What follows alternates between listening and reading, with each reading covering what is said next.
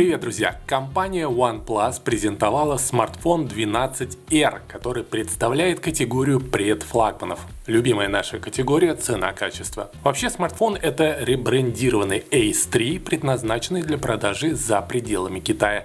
Давайте рассмотрим новинку подробнее. Подписывайтесь на канал. Поехали!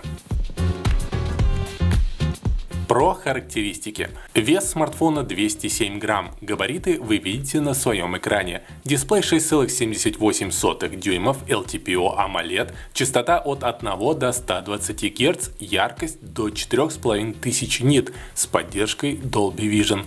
Процессор 8-ядерный Qualcomm Snapdragon 8 Gen 2, 3,2 ГГц с Adreno 740. Памяти 8 или 16 ГБ на выбор, оперативный LPDDR5X и 128 или 256 ГБ постоянной UFS 4.0.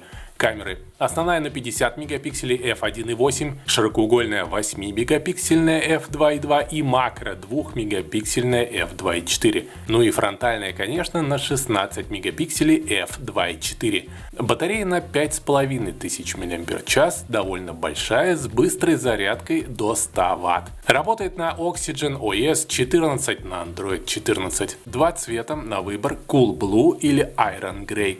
Теперь про цены. В США, но в рублях, версия 8128 стоит 44 тысячи рублей и версия 16256 53 тысячи рублей. В Европе подороже, поэтому ориентируемся на цены США. Новинку уже можно предзаказать где-нибудь, ждем на AliExpress по адекватным ценам. Продажи начнутся с 13 февраля. Напишите в комментариях, как вам новинка за эти-то деньги. Не забудьте поставить лайк, впереди много интересных новостей и обзоров.